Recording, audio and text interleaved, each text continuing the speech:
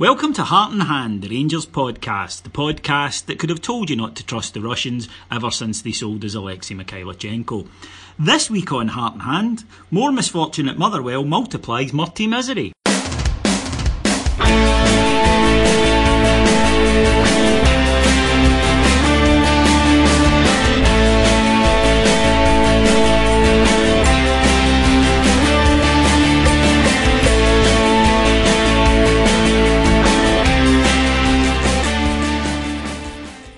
Today's show is brought to you by Maitland & Co. Solicitors and Notaries. Now, of course, we hope that you never need to avail yourselves of legal services, but unfortunately life isn't like that. And Maitland & Co. are specialists in criminal defence and road traffic law, and they come highly recommended from Heart in Hand. They cover all over Scotland and they deal with all types of criminal cases, including road traffic law. They appear in Justice of the Peace, Sheriff and High Courts. They are on call 24/7 because unfortunately you're never going to know when you're going to need a lawyer, and they are available 24/7 for police station interviews, prison visits. Legal aid is available, competitive rates if applicant is not eligible for legal aid, and first interview is free. Maitland & Co. have represented fans charged under the offensive behaviour at football legislation. So, if you ever need legal counsel, the best place to go is Maitland & Co. Get in touch with them at info@maitlandandco.net. That's info@maitland, Maitland and co.net.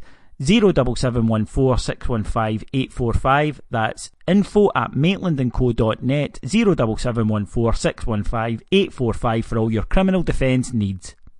So welcome to Heart in Hand, the Rangers podcast. My name's David Edgar. I am your host as always, and joining me tonight is a stellar pod lineup, I tell you. First of all, it's the man that is rapidly growing into everybody's favourite podder here. Yes, the mellifluous tones of Mr. Andy McGowan. Hello, Andy. Hello, David. What does stellar mean? Shite?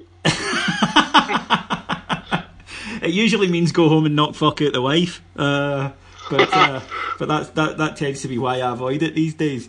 Also joining us on the line, he may sound about 13, but he certainly doesn't look it, as anyone who saw the pre-match video on Patreon from Saturday will attest to. Yes, it's Mr. Adam Thornton. Hello, my man. Hello, David. Hello, Andy. Now, lads, before we get into, obviously, Saturday's game and where that leaves us for the rest of the season, I think that we should take a moment or two to wish the best to Ray Wilkins, who I'm sure that you have all heard, listeners, is in a medically induced coma at the moment after suffering from a cardiac arrest. Shocking news came through over the weekend, and obviously, you know, we all wish him well. He's a real favourite member of the Rangers family, and while Adam, I'm thinking you might have been a little too young to have seen him. Andy, I'm sure you, like myself, were able to watch him back in the day, and as a footballer he just oozed class, didn't he?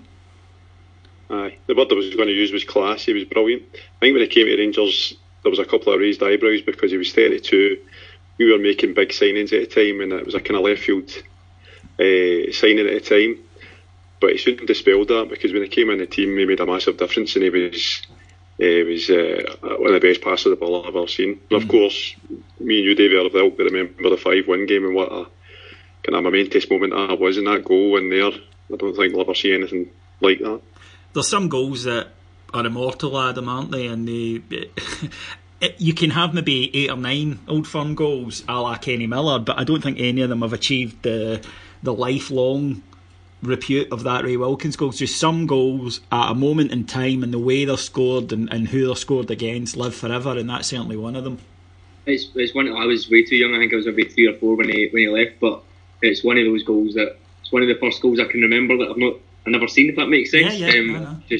Just everywhere. I would pick that one, maybe the Davy Cooper Driver Cup one. They're right up there. That's one of the greatest goals that Rangers have ever scored, I think. So yeah, wish him all the best. And we'd also like to take a wee moment to send our thoughts to the family of Stuart Peden, who played Broxy Bear at Ibrox, who passed away over the weekend as well. Tragic news, far too young to be taken, and a guy who gave a lot of his time to try and entertain the kids at Ibrox. So a bit of a down note to start the pod on, but obviously we're hoping for good news about Ray and that he will start to recover soon. So with that, on to Saturday's game at Motherwell. Both of you were in attendance at it, and I won't go through what happened because everybody will have seen it. And it was, to use the cliche, a game of two halves. Rangers in the first half, if anything, were, I thought, slightly worse than we were against Kilmarnock, which was exemplified by the fact that, in all fairness, Motherwell played really well. That's not to say that negates what Rangers' performance was, because it wasn't a case of, Motherwell play on. It was a side that you can't do anything against if they play well. Motherwell, with all due respect, even playing well, we should be able to cope better.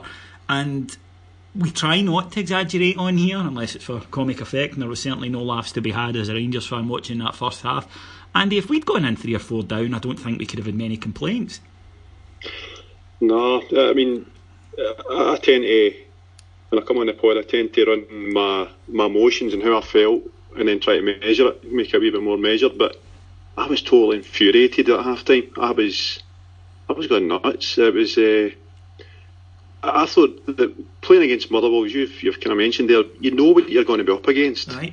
And to come out the tunnel and to be not really ready for it, but for what I could see, was unforgivable. There was about 10 minutes into the game and Morelos was losing the rag after he was backing into one of their defenders and he never got the decision for the ref, and he confronted the ref. And at that point I says, fucking hell, they've got us already, we've lost the rag. And if I was a Motherwell player, I'd have been sitting there saying, we've got you in toast, son. Because the old Neil McCann adage that came into my mind at that point, which was the fire in the belly, ice in the veins, we didn't have that. We might have had a fire in the belly, but we weren't controlling it, we weren't being intelligent about it. And at both ends of the park, we get found wanting. And we were lucky to get in at half time still alive in the game. I didn't think we even were at 2-0, honestly. I couldn't see. Well, neither did I. No, to be honest, I didn't. But football-wise, 2-0 and you were still there. Oh, aye. If you get the next goal, that was what I was clinging on to. If we get the next goal, but I must admit, if you'd said to me, gut feeling, David, do you think we're going to come back and get something? I would have said no, because that had been 3 halves of football where we just hadn't turned up at all, and I think that was the most frustrating thing for me. To your point about Morelos, and I'll come to you on this, Adam. Exactly what you were saying, Andy. I've watched, watching the game back. The Motherwell player behind him is smiling because exactly he knows he's got him. Motherwell had gone out to try and wind him up, and we've defended Alfie on here numerous times about, I think, a Scottish media witch hunt about this whole, he gets wound up, he needs to control his temper. I thought they overplayed it, but clearly it's now a thing with opposition teams, and Adam, he's got to learn to react better, because it's a vicious circle. If they try to get you because they think you can be got at, and then you show you can be got at, then it's only going to get worse. I did feel for him a little bit, to be honest. I think it was 2 clear free kicks for us. I think it was, and he's obviously reacted fair enough. You can't get away with that, and it's a booking. But you're right. It seemed like it was a premeditated thing. To be fair to him, I don't think he really let it bother him in the rest of the game, although it maybe just stunted him a little bit. I noticed a couple of times where he was considering sneaking in and taking the ball, and it might have risked have been a free kick if he was a second late, and he kind of pulled out a little bit, so it does blunt him a little bit. That's now, I think, 5 bookings in 28 games or so it's not a massive deal, but it's something that we need to be aware of here. I don't mind bookings for physicality or for tackles, that happens. Bookings for 2 things drive me up the wall: dissent and taking your shirt off after you've scored. I just would fine the shit out of them for that, both of which I think are totally unnecessary. Andy, we've talked about this before, but such is football, games happen every week.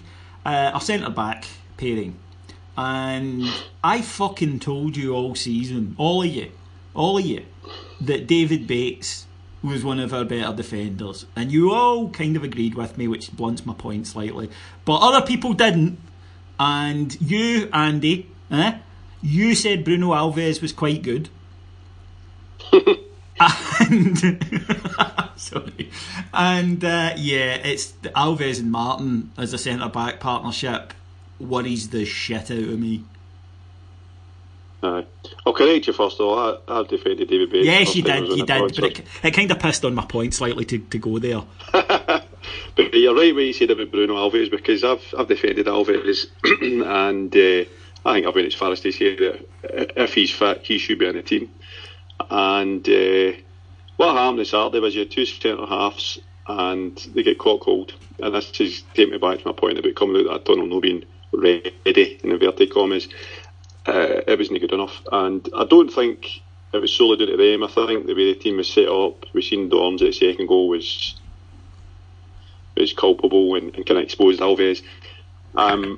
If I'm being really, really kind, then that would be my defence of the two of them. I would say that the formation of the team isn't conducive to protecting the two. We've not got a natural holding midfielder, we've not got Ryan Jack. And the way they play with Bowman and Main, they would be a handful for anybody. I've got to say that when they're up and they're firing and they're as aggressive as they were in that first 25 minutes, then there would be a problem for anybody. But it still doesn't give them a pass, because Martin was very poor at that penalty. He didn't need to make the challenge. He'd caught himself on the wrong side of the guy. He could have done anything by that. He could have jockeyed him. I don't know. It was a very, very poor penalty giveaway. Always. But I think the second goal, I'll defend Alves a wee bit. The guy's running on him at pace. Very, very hard thing to defend against. And it was because he got a yard or two on Dorns was sleeping. We spoke about this before, about why the persistence, Adam. And Adam, for those of you who are on the Patreon site, will know is our tactics guy. We've been without a recognised defensive midfielder for a number of months, and the Goss-Docherty partnership worked really well against teams who were more likely to sit in against us, as we've noticed. But this is not, if you like, this is not a bit of hindsight. This is something we've been saying on the show, and people have been saying to us for a while now, that we don't have a guy in there who senses danger. Why every week are we saying this same thing and losing goals because of this, and creating opportunities for the opposition because of this, and yet the manager does nothing to try and change it? And we play the same formation every week with a slight change of personnel, despite the fact that consistently the same mistakes, or if you like, the same mistakes are forced when an opposition combats it in a certain way. It was nothing new what Motherwell did to us at the weekend, and the fact that it happened again I found intensely frustrating. Alves and Martin just don't work as a central pairing for me. They both want to sit too deep. Neither of them wants to come and attack the ball because they've got a lack of pace, and when we don't have a defensive midfielder as well, that creates quite a big gap between centre mid and centre defence. And I think, to Andy's point there, that's exactly what you've seen in the second goal. Alves is totally blameless. Dorrans loses the runner. There's a few feelings before that which we can come on to later on, but Alves I don't think he's to blame there. I mean, Campbell is pretty fast and Alves is pretty not fast, so he's running at speed and Alves is standing. I think that's fair enough. That type of thing happens. I think you're right about Murty. I don't understand what he's doing. Really, it's frustrating the life out of me. In terms of the 4-2-3-1, if you want to be kind to him, it could be personnel. I know that Alex is championing that, but for me, I'd rather play a three-man midfield that's got Jason Holt in it than continue with what we're doing just now. I think that offers us a bit more solidity. It means that we can cover the space a bit better and have somebody that can do some tracking back. It's not great, but another body in there rather than continually going 2 against 3 against better teams or more physical teams or more organised teams is just absolutely killing us. Andy, I swore that we wouldn't go talk about Josh Windass, right? But it does sort of lead on to that. One thing I noticed speaking to a lot of Bears is at games or watching at home, he has a certain percentage of people who really, really like him and won't hear any criticism against him. And he has a significant. He's Marmite as a player. He doesn't seem to have anybody who thinks he's all right or just part of the side or whatever. People either really focus on him or really defend him.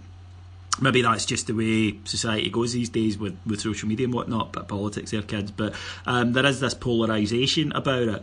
And listening to people after the weekend, reading comments, people chatting to me, because I'm quite fortunate with the site and everything that people do get in touch with me, and I like it to gauge the opinion of Rangers supporting as many as I can speak to.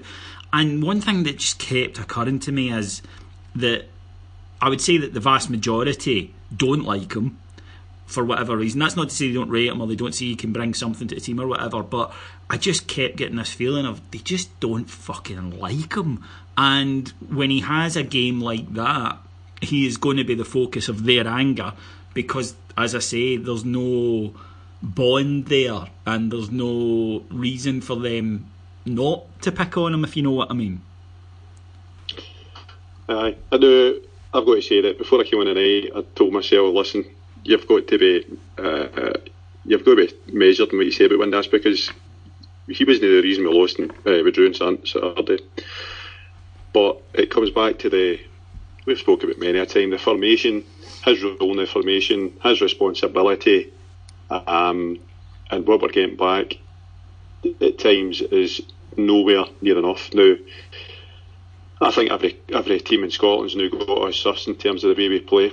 I think they know that if they get an extra man midfield, they've got a great chance. And they know what Windass is going to. If they know that if they snuff Windass, then there's a lot of our potential attacking play is completely blunted. Windass is a player. I don't think it's going to be any surprise to him that listens to me regularly.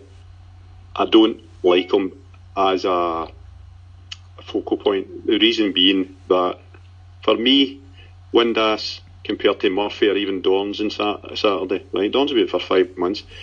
The second half, they took the game by the scruff of the neck. They tried to make things happen. They committed Motherwell players were trying to take them on. They were putting themselves in the line. We didn't get any of that for Josh Windass. I can't really actually remember him taking somebody on the edge of the box, trying to get a free kick. I remember a couple of shots, but it just isn't enough for him. And I think he's a good player. I think he's got a lot of ability. But there's this X factor that you need to have playing for Rangers. And you keep saying about the reason the Rangers fans haven't really taken him. The reason the Rangers fans haven't really taken him is because he's a shitbag, right? He's a good old-fashioned shitbag. He will only put his body on the line for the team. He will only put his foot in. And it's just a part of his makeup that I don't think you'd ever get out of the boy. He's no got a heart. So if you're playing him in that position and it's not working for him, the manager has to be strong enough to say, right, you're off and we're going to replace you with another player, we're going to try something different. I think Murty has got far too much faith in the boy. And I remember saying once when Kashina was here that if he puts his faith in Windass is the kind of player that will get the sack.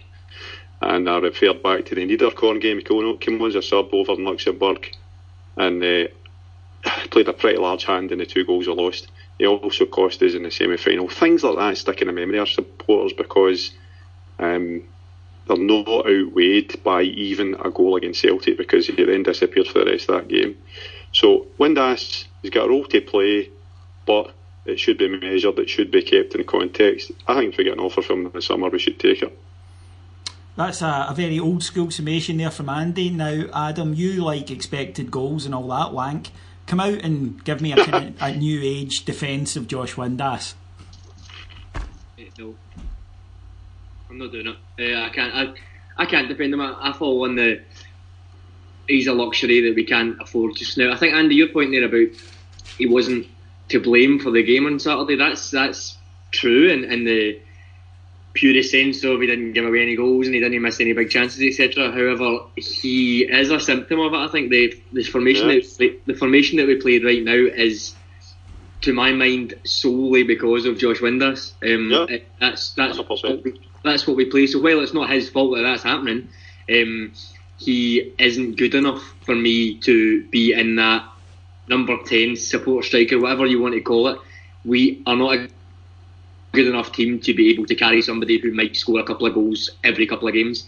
It's just not working. If you think of it in pure numbers sense, we're trying to fit in one player to the detriment of the 2 centre mids that we've got and the 2 centre halves that we've got. So we're losing something from 4 positions to maybe gain something in 1 position. So in terms of the law of averages, it's not working out for me. And I would also say on Saturday as well, it's maybe a little bit harsh. However, the second goal for Motherwell, if you look at it, Martin clears the ball initially, and there's a bit of a loose ball in the central midfield, which Windass and McHugh are challenging is probably kind. McHugh just powers over Windass and just takes the ball and gets it back, and that's where the move comes from. Windass does not make any attempt to win that ball. If that's Docherty in there or Holt somebody a little bit further forward that's making that challenge, they might put a bit more into it. Even fucking Halliday, as much as it might not be a good idea, if he's in that situation, he maybe tries a bit more and stops that before it gets far. Now, he's not to blame because there's a couple of other issues in the goal.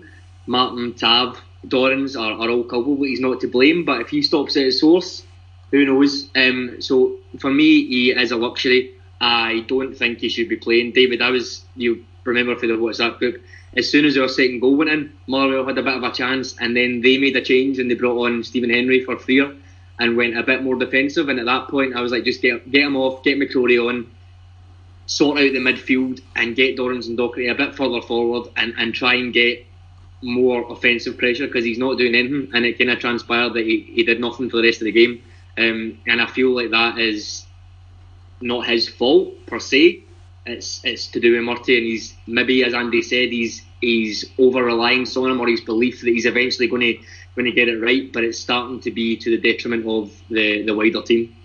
Well, I was going to defend him, but you've made the point I would have, which is that I don't entirely blame Josh Windass, because I agree with both of you that I think the manager is tailoring the team round him, and unfortunately I don't think Josh Windass at this point in his career is good enough to have a whole team tailored around him, especially if the whole team isn't the strongest. And I think that one of the problems that we face because of that is that Josh Windass needs the rest of the team to be playing well to play well. And if they're not, and they weren't on Saturday, they weren't against Kilmarnock, he's ineffective. And that's just automatic. So I kind of feel for him a little bit with regards to that, because I think he could turn around and say, well, if the guys behind me are having a bad game, there's not much I can do to affect it. And the manager clearly does say to him, you don't need to track back, you don't need to worry about becoming a third man in midfield, your job's to stay up there. So I would kind of defend him from that, even though I would agree with you that I think we need to be looking at him as a certain game player rather than every game player and every game tailored round him player. One of the things I think we should, though, give a bit of credit for is that at 2-0 down, I thought we're probably dead and buried here. We came back, and one of the things I thought was quite interesting was that the first half, the referee had a howler. He gave everything to Motherwell. There was at least 4 or 5, I think, challenges that were quite clearly Rangers fouls that went the wrong way. And it was the penalty was soft. There's minimal contact. The boy dives, but there is a little bit of contact. But I didn't think it was a penalty. The second half, the ref gave us everything, and I'm quite open about saying that. The ref did, and there were at least, I've watched the game twice now, there were at least 4 or 5 fouls that he totally should not have given or should have given.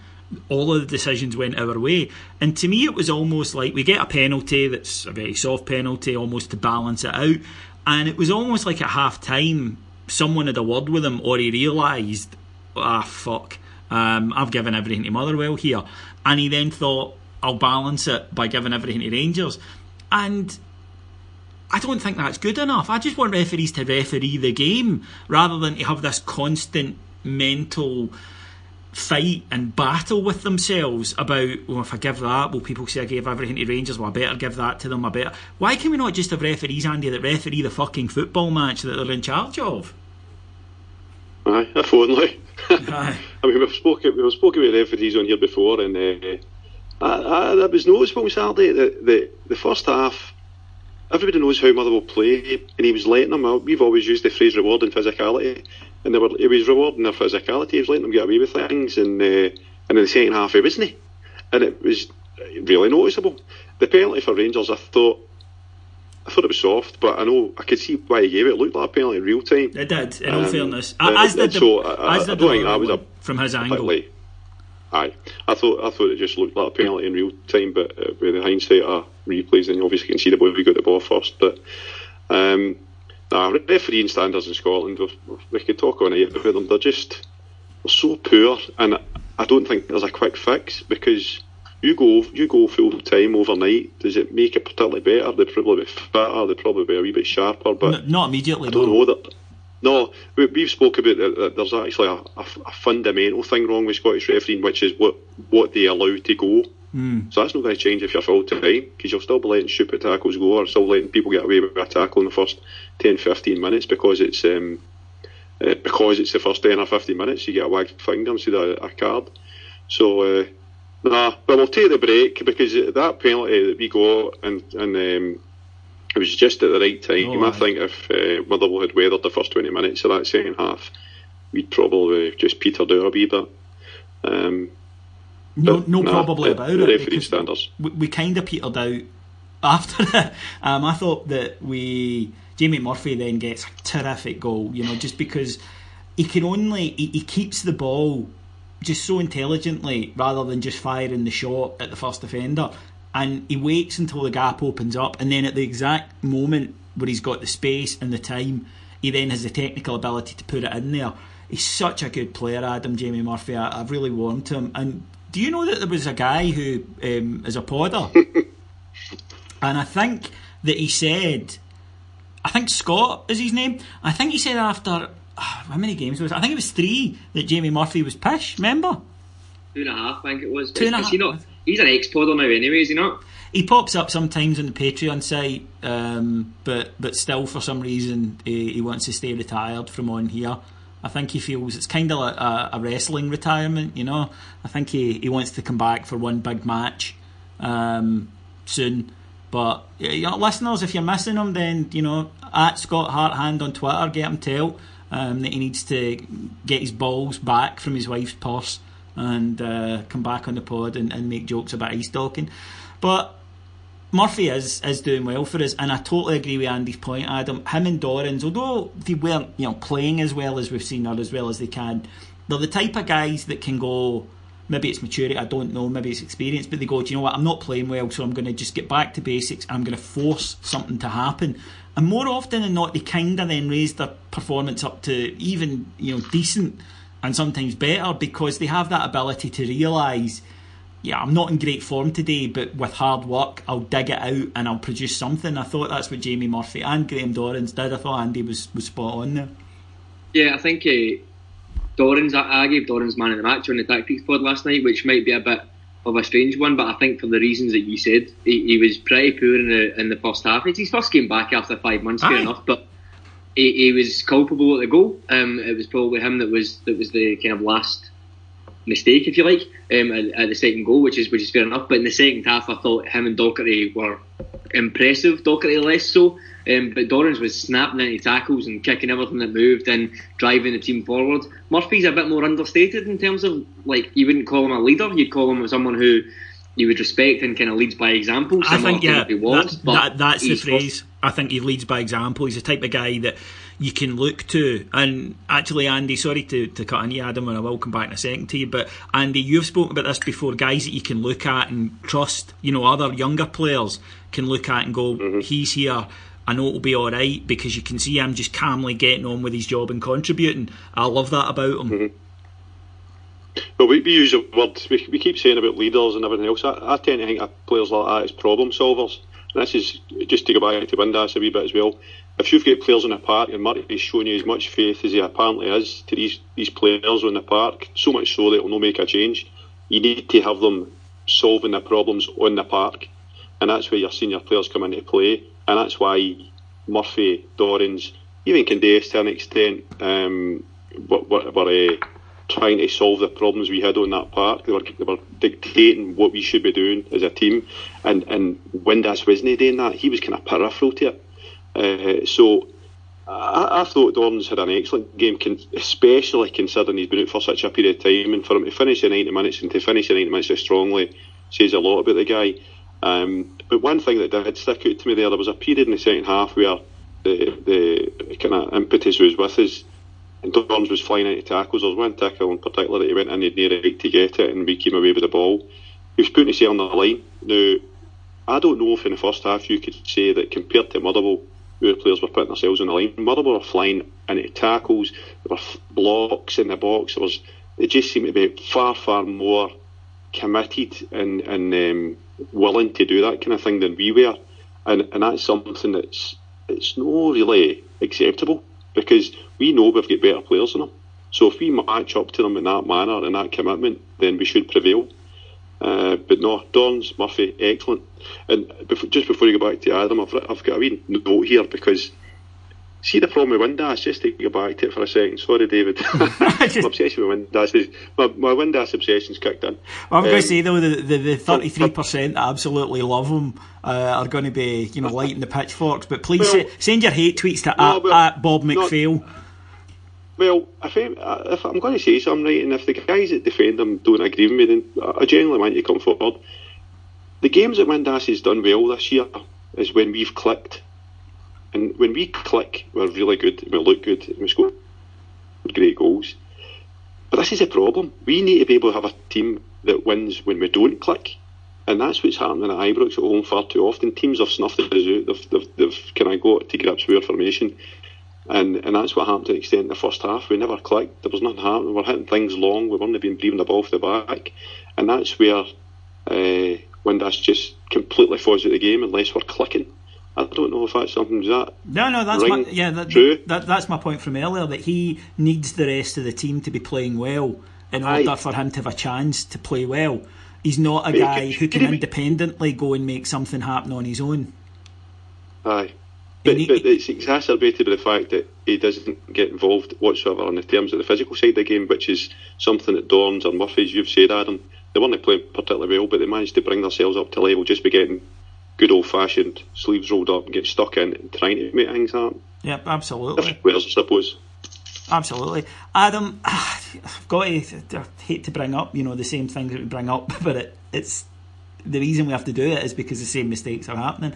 Substitutions. I mean, I felt that, 45 to 70 minutes, Rangers are the better team. We get back to 2 each, and I think that we're looking really, really good.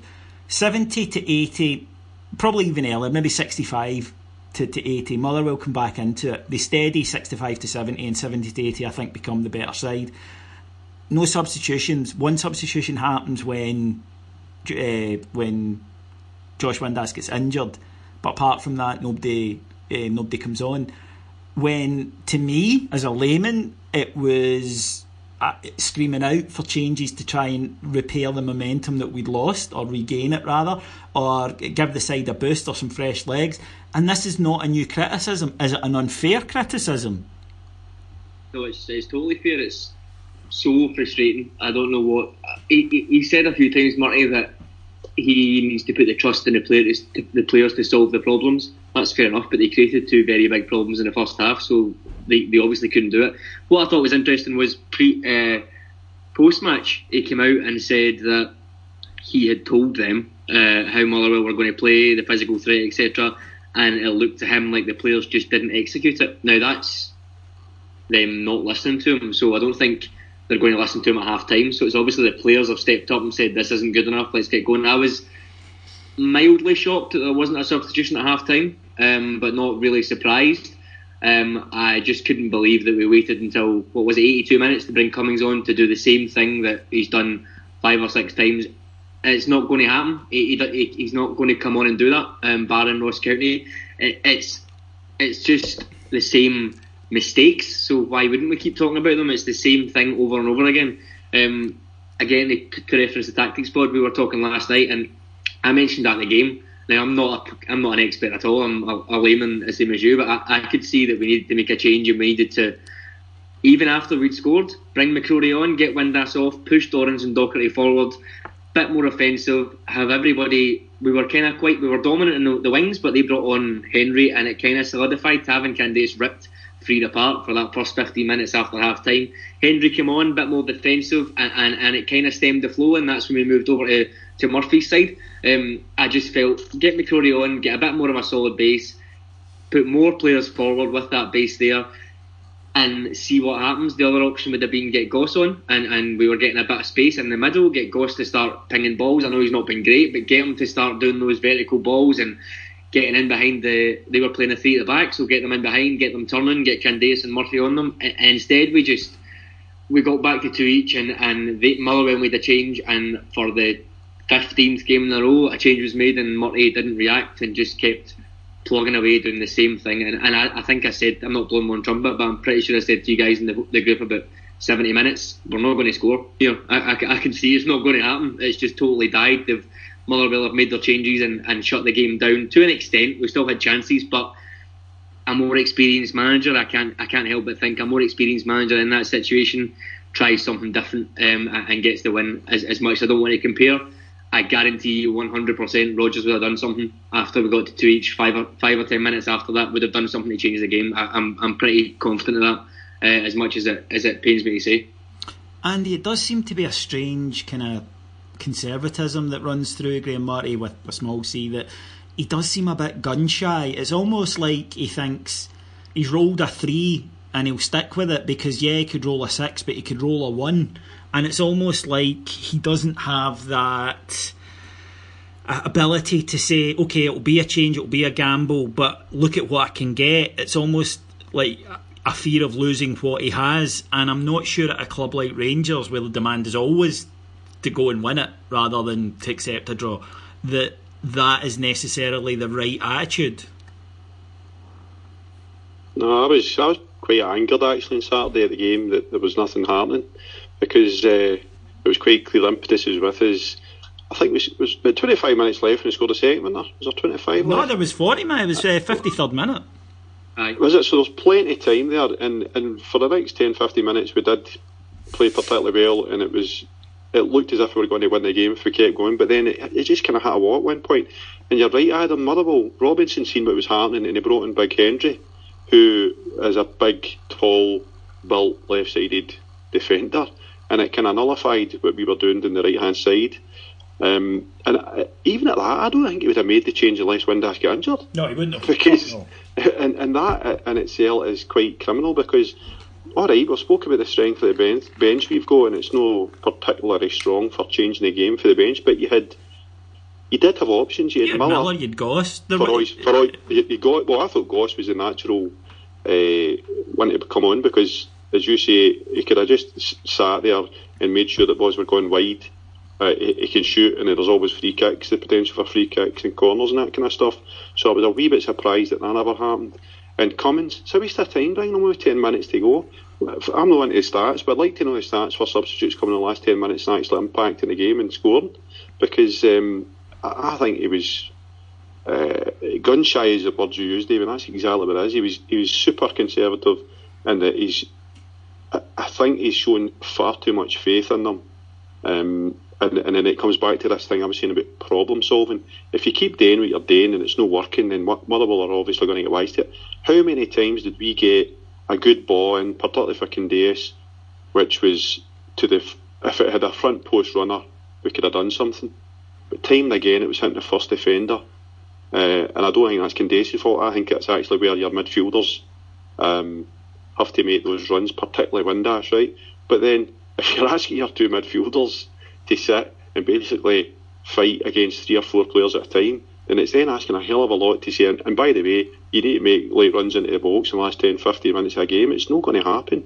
So there's an issue there. There's a definite issue which is exacerbated by the fact that we can say this guy's an inexperienced manager, and look, there's proof he's an inexperienced manager. What were Smith used to do as well? What were Smith used to be conservative with his substitutions, but Christ, not as conservative as that. No, I mean, one substitution when you're chasing the game, even under Walter, would have been unheard of. Okay, it might have been later in the game, we all used to laugh about 70 minutes, but he would have made them, and that wasn't the case. And I do understand, earlier in the season, the last game against Motherwell, there was nothing on the bench. I get that, but there was a bit more on Saturday, and just a reluctance to change things. that to me stems from a fear of losing as opposed to a desire to go and win. And that's not the attitude you can have at Rangers. You need to be more about going and getting the win and being brave than you need to be about avoiding the defeat. But again, that comes down to mentality, because it is a pressurised job and you're going to get it. And you might think, well, a draw, then it'll be less bad than if we get criticism if we've lost the match. Adam, our weekly, is he going to get the job? I don't believe he is. I don't think now anything can save him, including a Scottish Cup win. I think his manner sometimes suggests it. I think that we've seen some of the things we were concerned about before we went on our good run, which was he looks very emotional in interviews, troublingly so at times. However, rather than go through the litany of Graham Murty's plus points and cons, if you like, let's maybe say that again, this is a board issue, because we're in it and it's hard to see everything with clarity when you're in, all, us as supporters, when we're going through everything on the day-to-day basis, game-to-game basis. But take a step back, and the board have made a howling cunt of this season from a football point of view, from the appointment of Pedro Caixinha to the reluctance to terminate him after progress. And as Andy has mentioned before, that's when he should have been fired, because there was already a body of evidence that the guy just clearly wasn't up to it. Disastrous pick that he was, incidentally. So Graham Murty comes in to get the job for a few weeks to tend it. They make it clear they don't want to give him it, they want to give it to someone else. They take ages to pick someone else, they then don't land him, so then they turn around and give it to Graham Murty. When you look at it dispassionately, which is very difficult for us to do, Murty has been in a very difficult situation, and to be honest, one that if it looks above his pay grade at times, it's probably because it is above his pay grade. It's above the level he is at in his career. It's like pitching in a guy from the under-16s to the first team and then not being happy if the boy doesn't turn around and perform like a superstar. Yeah, I'm in two minds about it. So I think it's 100% the board's fault that we're in this situation. That's a definite. However, it was not the board's fault 4 weeks ago. They were riding a cresty wave with Murty and everything looked quite good. And all right, he's inexperienced and it's been quite poor game management. He's actually quite similar to Windass if you think about it. He's a 6 or a 7 most weeks with a couple of faults. Sometimes he hits a 9. When really we need to be an 8 or a 9 every week, unfortunately. So you just need to deal with it. If you're not at that level, then you need to go, which is fair enough. But in saying that, and saying it's a board issue and he's been pitched in, that's totally fine. However, these are rudimentary mistakes he's making as far as I can see, and he's got experienced coaches alongside him. Jimmy Nicholl is very, very experienced. Johansson is experienced, more experienced than Murty is. I don't understand why there's not more of a conversation is even as simple as make a fucking substitution. Like I don't understand where that falls down. McCrory was out in front of me. I'm going on the rant again, but McCrory was out in front of me from about 60 minutes until the end of the game, warming up for a full half hour. What's that for? Why? What's happening? You were never putting him on. What's he doing out there? He's just standing doing stretching for a full half hour. You've obviously told him to go out and then you've changed your mind. It's just poor game management, and I think that is an experience, as you said. Andy, is there an issue between the relationship between Graham Murty and Jimmy Nicholl? It's something that's been mentioned by fans. I don't know if there's any truth in it. I genuinely don't. But I kind of agree with Adam that, I would expect Jimmy Nicholl to on Saturday be saying make a change or do whatever. Is it a case of because Graham Murty didn't choose him that he's happy enough to work with him, but he's not going to take his word or he's not going to take his advice?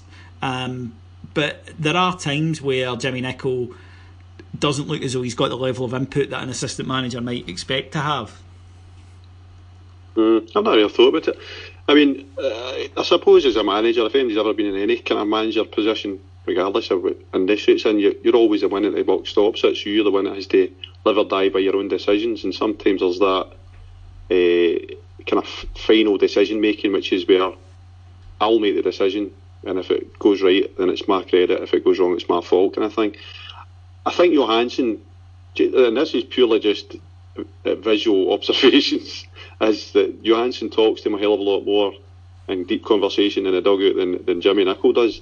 And I don't know, I always thought Nicholl's job or remit when he came in was basically around the training ground, on the training park, that kind of keep the players bubbling kind of thing, as opposed to the hard-nosed decision-making side of things. But we don't know. I don't know for sure.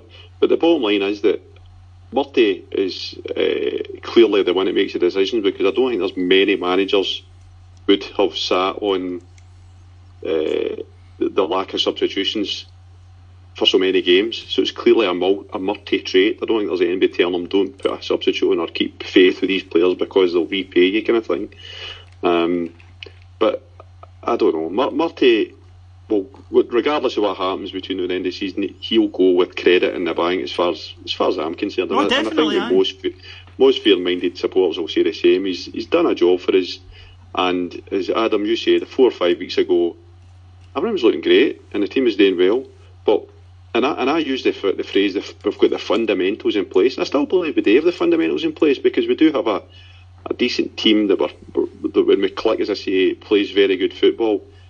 But that has got to be complemented by the kind of short-term ability to change things to suit individual games, and that's clearly not happened, because we're losing games against Kilmarnock, and then the next week it's the exact same implementation. So for me, that's a major fault. It's back to the kind of Warburton thing, where he was so committed to a certain formation and style of play, and that it basically boiled down to whether the players turned up or not. I don't know where we go for here, and that is me saying exactly what I said back in October, November, when we were talking about Caixinha. I don't know where we go for it, because there's no outstanding candidate, and I think what we saw before was the board having more of a say than the director of football. I think that's been clear, and I think that might have changed now, because Mark Allen, and I listened to Tactics Pod, Adam, and you had a very interesting conversation about the support's attitude towards the director of football, and whether there's an understanding and an appreciation of what that actually means. Mark Allen will basically live or die by our signings, because that's as simple as it gets for the football support. If our signings are good, then Mark Allen's in credit. If they're poor, then he'll get the blame here. And then now we've got Cummins, Murphy, Goss, and so forth, so on. He'll get the credit for that. I think he has to make the final decision on who the manager is, because A, he's got to work with the guy, and the guy that comes in has got to be able to work with him. And B, the board aren't the football people. They might be the people writing the cheques, and I get that, but they made an arse of Caixinha. I don't know if McInnes was the right guy, right? I still think he's a decent manager and he'd have probably done a job, but the next one has got to be a football decision made for the right football decisions in terms of the structure of the club and what happens. And my last point before I let you speak is that, see, from now on, I think the Rangers, for as long as we have a director of football structure, the Rangers support need to actually have a wee shift in understanding that this is a coach we're going to be getting, and coaches are disposable, and that's okay. If they're not doing their job, they will be replaced. I don't think we're going to see a kind of 3 or 4 year managerial reign any longer unless the guy's exceptionally successful, and I think that's the way football is going around the world. And De Boer, I don't think he's the man. I think the reason that the likes of De Boer isn't the man is because of games like Saturday. He would have came in and that game would have shocked him, just like the semi-final shocked Caixinha. But hey, that's Scottish football, and unfortunately the manager that comes in has got to be able to be ready for that. I think that's a good point, Andy. I think your point about director of football is key. We're effectively trying to build the house as well as live in it at the same time, and it's going to take a bit of working around. I think it would be remiss to not give Murty praise, because to be fair to him, he's got the team playing better than Caixinha, Warburton, even McCoist he's had them playing well in spells, more prolonged spells than they have, so there are pros and cons. For me, it's quite frustrating, because he's the ideal profile of the head coach that you would want, maybe with 5 years more experience under his belt. He will, like you said, he will work with a director of football. The players buy into him. They seem to he got quite a big bounce out of them. I think they probably still do buy into him. It's just the minute details that come from experience, such as game management and knowing, you've been over the course a few times, and knowing what to do in certain situations that he doesn't quite have just now. So yeah, I'm with you. I don't think De Boer is a goer. I think that's got. It's difficult to tell because he's on a downward trend just now because of the last 2 seasons. However, is it his fault? Is it going into Inter as a basket case, going into Crystal Palace as a basket case? Is it his fault, or is it? It's similar to when Rodgers left Liverpool. Is it just circumstances, and he's still a really good coach who won 4 in a row at Ajax, and we could have a chance to get someone in that we wouldn't normally get, and he performs really well, or is he just simply not able to adapt outside of 4-3-3 Ajax with all those tactical coaches and people round about him that helped him out? I don't know. I don't envy the board or director of football picking this one, because I have not seen a candidate anywhere mentioned that to me I think, yes, he'll tick all the boxes in terms of what we need from structure-wise, director of football, etc., a tactician, a motivator, the fans are going to be happy with. I've not seen one that ticks all the boxes yet, so I don't envy the decision making. Well, if you're talking about a guy on a downward trend who's available, Alan Pardew gets sacked today. Now, from a football point of view, it would be a fucking disastrous signing, but from a Bant sign, oh come on, can you imagine this guy in Glasgow? Seriously, can you imagine? I mean, his first day on the job, he's banging one of the secretaries over the table, he zips up, walks out and goes, "Make me a cup of tea, you slag," sits down and does his interview. I mean, game number 3, he nuts Brendan Rodgers, and when asked about it by the SFA says, he was mugging me off. I mean, there's so much Bant's potential here, Adam. Oh, it would be unreal. Every press conference would be 5 a.m. Monday morning, Aliyah Casino. It would be it would be interesting to say the least, but oh, he's a fucking disaster from a football point of view. But Andy, come on, think about it. You know, like we have a draw against Motherwell and we're playing on the Wednesday, and he takes the team off to fucking Marbella for a day and a half on the piss, and they're all sitting at Glasgow Airport taking pictures of their Stella. He's got an ego that's totally unjustified. Yes, he does. It's monstrous. I remember listening to a podcast with him getting interviewed, and you thought you were getting interviewed. You'd think it was fucking Henry Kissinger or something was getting interviewed. It was fucking unbelievable.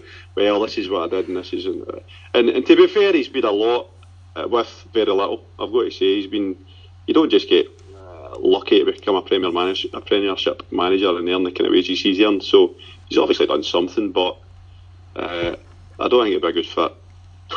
Oh, I can imagine, you know, day one there's a female linesman or linesperson, and he just walks up and goes, "Fucking milk and 2 sugars, love," slaps her on the arse and walks back to the dugout. It would, honestly, that's what we need to do. Hire a guy who thinks he's a villain from Life on Mars. That's kind of the way we go. If we can't get a proper manager, fuck it, get Pardiola in, and we'll just do the Banshees Redux, but this time in 3D. I'm joking before anybody starts and say, "Fucking Alan Pardew." I know, right? I'm kidding. But anyway, Andy, I'm glad you're on, because on Friday Dave King stunned the world of Celtic bloggers by making the court-ordered bid for the rest of the shares after he'd been found to be acting in concert with the Three Bears when it came to buying shares in Rangers, and he was ordered to make, if you go through the 30% or holding of any company, you need to make a formal offer for the rest of them. What does this mean for Rangers, if anything? I don't think, I honestly, now this is just my opinion, because I know that when we start talking about Dave King, there's various opinions and viewpoints.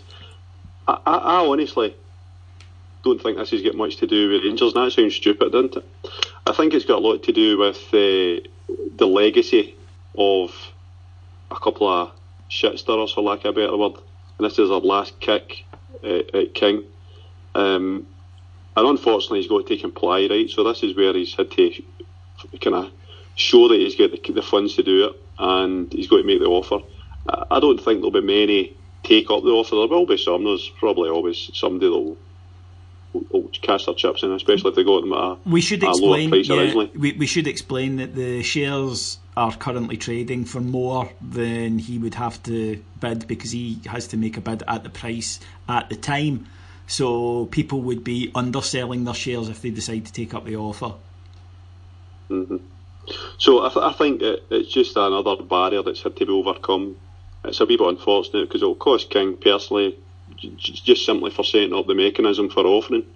He's left it late. It kind of tied in with the interim accounts, which were, I would describe as sparse. Right, I was pretty gushing in the annual accounts and how transparent and kind of fulsome they were. The interim accounts, which don't need to be so much, were very, very sparse. So I think what to take away from it is that, see all this nonsense about Dave King being skint, and the usual bloggers and everybody else saying this, that and the next thing. You can say what you want about Dave King, right? And you can have any opinion you want about Dave King, but the guy has gone a few rounds with a government tax department, and that is a stressful thing to do for anybody, right? Anybody who's been through it will know that. I don't think he's a guy that gets overly concerned about things, because he has means, and while they might not be as transparent as everybody would want them to be, there's a £13 million dividend for a family trust, or a company trust I should say. That's the way high net worth people operate. It's not a case that they've got 50 million sitting in the bank in cash. Yeah, exactly. They're always in structures, they're always as efficient as possible. They might be opaque. That is just the way things are, and there'll not be a multi-millionaire or a billionaire anywhere that doesn't operate that way. So I think it put to bed a couple of things about Dave King's personal wealth. I think that's true. The only other thing I would bring up is, and it's flew under the radar, I don't think anybody's mentioned it, it's the first time I've seen his daughter mentioned. She was mentioned as one of the directors of Laird Limited, or the company Laird. And it's just an interesting thing for me, because he's obviously spoken in the past about, in inverted commas, his family's inheritance. So it's just interesting to see where she lies with this kind of stuff, and her dad spending so much money on a football club across in Scotland, and how that will happen, how she'll have any input, if any, in the future.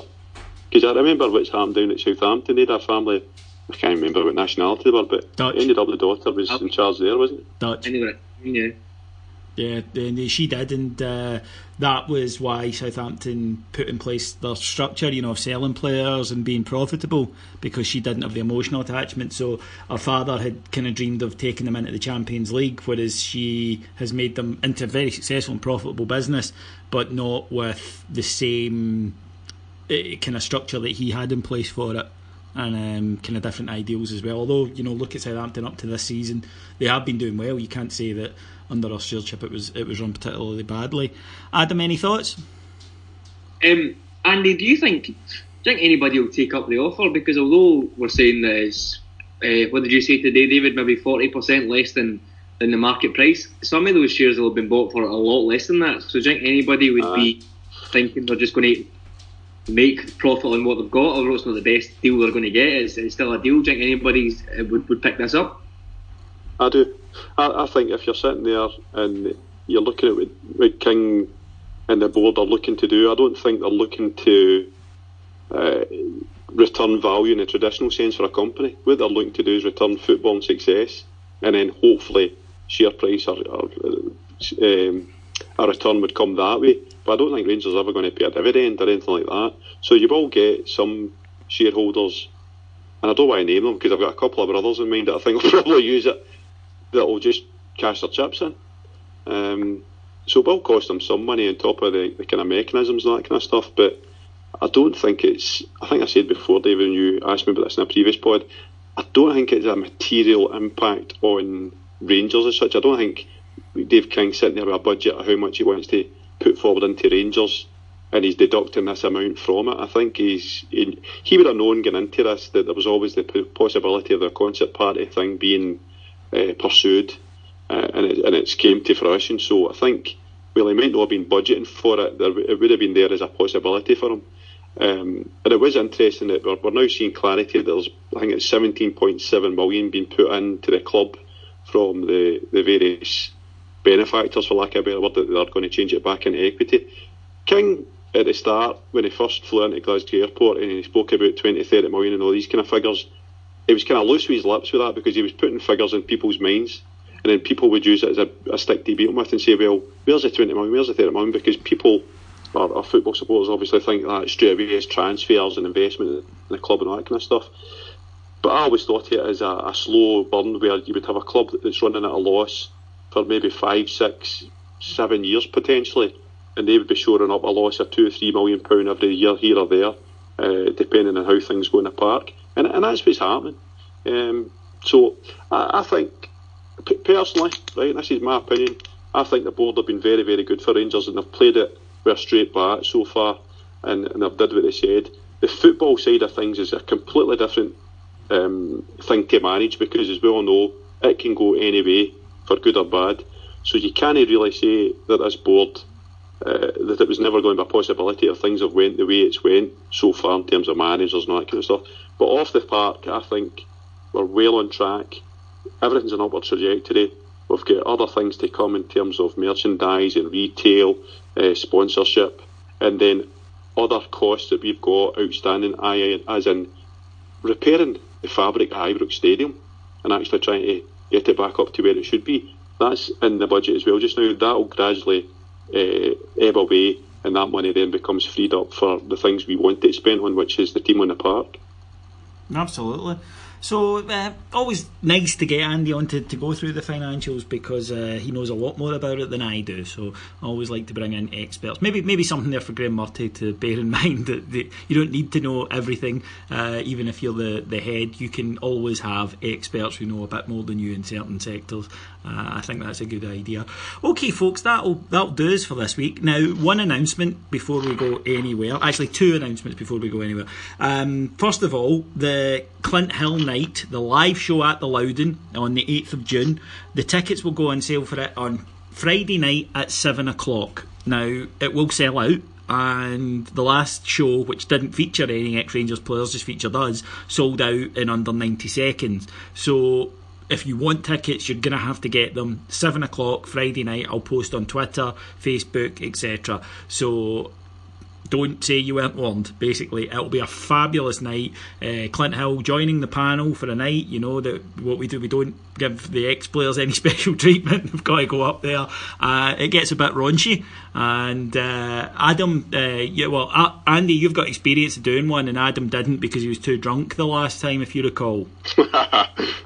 Adam was like a wee rubber man that night. I said to him, do you want to be on the panel? And he's like, I was like, no, in that case, I don't think we'll bother. Dave, I'm going to buy in here. See Clint Hill? My wife's got a thing for Clint Hill. Oh, I was quite shocked. I was quite shocked that last season she let it slip. And I mentioned it to her. I says, I think Cammy's get Clint Hill for a Loudon night. And she went, What? Oh, you're kidding me on? So she'll be listens quite religiously. She'll be in the blue room with him. Don't get a ticket, that's what I was going to say. No, I'm not going to deny your missus. Your miss a lovely lady. No, I wouldn't do that. That wouldn't be very Presbyterian of me. No, I'll take her through the back and say, "Aye, this is Clint, on you go," and just leave them to it. That Scouse accent, mate. You know, you're gonna have your work cut out that night. Handsome Andy, but you've never scored a goal at Parkhead. You're fucking right. I'm just saying, you've never made a wee ball girl great, so I think... How'd you know? Well, hopefully not. Not in that manner anyway.